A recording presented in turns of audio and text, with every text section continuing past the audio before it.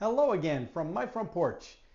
Uh, It's a beautiful sunny day here in Iowa today. In fact, I'm probably going to get way too warm wearing this particular top out here. This is a bit poignant of an episode, partly because of stuff that's going on right now in my personal life, or more specifically my parents' lives.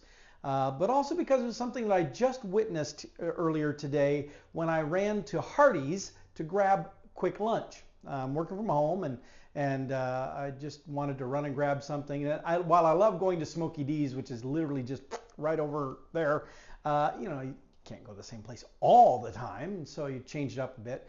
And I used to love to go to Pi 5, but of course the Pi 5 people did not support my buddy Steve, and that went under. And my buddy Steve, he's way out in Redfield now, and so while I love going there, I can't just zip there for lunch and then back to work here in my home office. So I still have to find somewhere close, and the next closest option that's easy for me to get access to is jump on 2nd Avenue, run up to the Hardee's up there. I don't do that a lot, and when I do, I usually just get like the hot ham and cheese kind of thing, not the burger stuff. But still, so I was in the mood for the hot ham and cheese, and I went and did that. But while I was there, or actually, as I was ready to go in, they went in front of me. There was a father and son that went in, and I say father and son because they made a couple of comments to each other that during the course of them in the restaurant that made it pretty obvious they were father and son, but they very clearly looked like each other. But the son was probably close to my age, and the dad pretty close to my dad's age. Both kind of slender fellows, but very very similar looking, very identical build, faces, everything. But what stood out to me was the two of them pulled up into the same vehicle. The son driving and the dad riding, which is the way it would be if my dad and I showed up at the restaurant like that. And the son jumped out of the car and went right into the restaurant, just on his own. Whew. The dad, a little slower getting out of the car, kind of slowly moving across the parking lot, and I pulled in behind them, and I was able to get out of my car and get to the door to hold it open for the dad in the time it took him to get across the parking lot. The son, meanwhile, was already in at the counter looking at the menu, not holding the door for his dad, not making sure his dad got in. And so I held the door for his dad, and his dad went in, said thank you, and went in. And then I stood there as the dad got in line behind the son, not with him, not joining him, but behind the son. The son proceeded to argue a bit with the person, because no, that's an awful lot of money. I want, and one of those kind of people. It's like, well, welcome to modern reality. You can't get a burger for $2 anymore. It just doesn't work that way. So the son places his order and pays, closes out, walks over, get his drink, and just walks away, leaving his dad there to then order for himself. His dad seemed... my assessment was he was easily confused, because the poor girl behind the counter had to explain things several times, and finally they got through there. But while Dad still ordering, the son's order gets done, and they start calling out, Frisco Burger, Frisco Burger. He's sitting right in a booth just right behind where we're standing, Frisco Burger. And so finally I turn around and I said, sir, your burger, sir, your burger. And he's like, what? Oh, okay, thank you. And he stands, and even the Hardee's people looked at me and went, thank you. And so he comes over, grabs it. His dad is still there trying to do all the processing. Doesn't check in with his dad, doesn't ask if there's anything he can do to help his dad, doesn't ask if dad needs anything, nothing. Just gets his Frisco Burger and takes it back to the table, unwraps it, and starts chowing down on his burger while his poor dad's still up here trying to even get his food ordered. Well, anyway, Dad finally got his order done. They finally worked through all of it. He went from ordering chicken nuggets to, oh no, was it actually the chicken strip things? The girl changed it. Actually, and he sees dollar amount.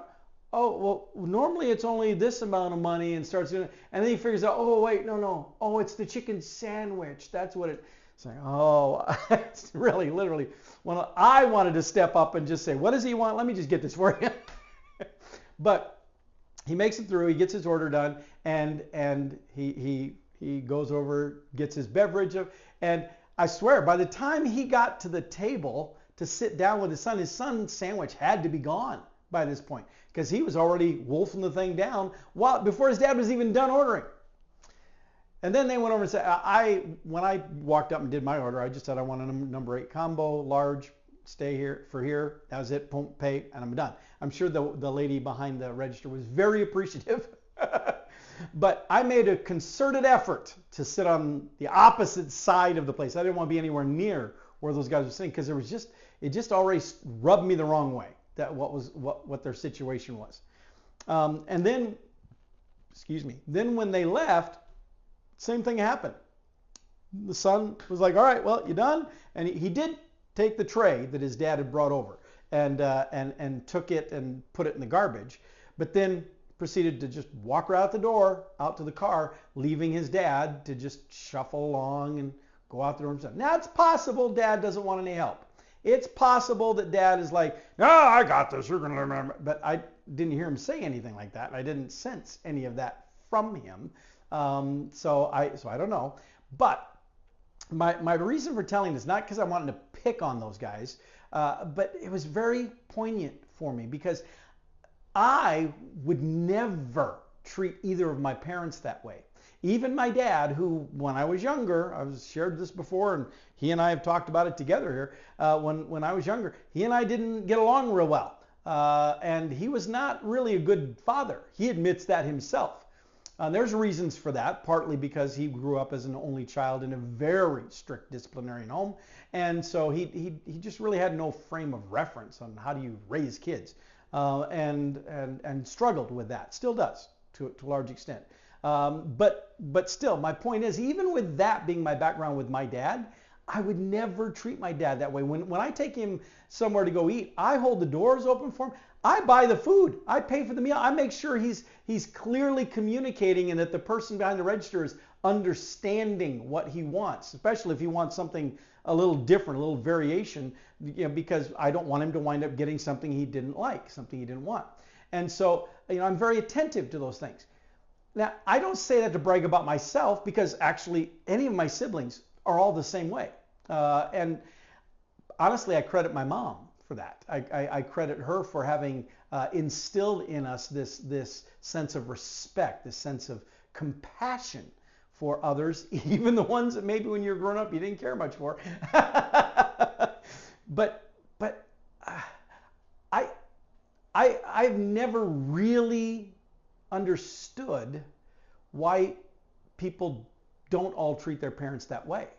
I know they do. I'm not naive, and I know sometimes it's a fault because of the parent was just so horrible, such a horrible person, maybe horrible parent, but maybe actually a literal horrible person. Maybe sometimes the child decides, you know what, I'm going to go off the rails, and I'm going to. A lot of times it's probably a combination of the two. However, again, like I shared, I didn't get along with my dad growing up, but now we get along really well, and our relationship is very different. But part of that is because I never turned my back like that. I never mistreated. Even during a period of time when I was pulling way back from my family because I was doing my own thing with my own family, all doing my stuff. Even during that era of my life, that time of stupidity and ignorance, if my parents needed something, I still was there. I still would have dropped everything and been there. That's how we were raised. And so I really was watching that today, and I was like, how does this son justify the way he's treating his dad? How? Again, I don't know their history, and so I shouldn't judge. But for myself personally, trying to take what I was seeing and put it in the context of what I know and how I was raised, it just, I couldn't get the pieces to line up. I couldn't get them to fit. I could not understand. And you fast forward to right now, my situation, my mom is currently in a care center in Carroll because she has been falling down a lot. Just last week alone, she had to push her life alert button 3 times to have the EMTs come and get her. And the last time they took her to the ER, and then she was admitted to the hospital. And she spent all this last weekend in the hospital, and it was decided that she needed to they needed to send her to skilled care, which is where she gets a much more intensive physical therapy and trying to help her, strengthen her legs back up and stuff. And so that's where she's at now. Yesterday they transferred her from the hospital to this care center where she is there for this skilled care purpose. How long that will be, I don't know. The insurance only approved her for a short duration currently. We're hoping that extends longer because realistically with her mobility as it is, her being at home is not just a challenge, it's a hazard. It's very dangerous for her to be at home right now in her current mobility condition. So I'm hoping that gets resolved. But my dad, he's stressing because he's afraid that if my mom isn't there, that he will get pulled out of the house. He'll be told he can't stay there on his own. Nobody's saying that yet, but who knows until everything pans out.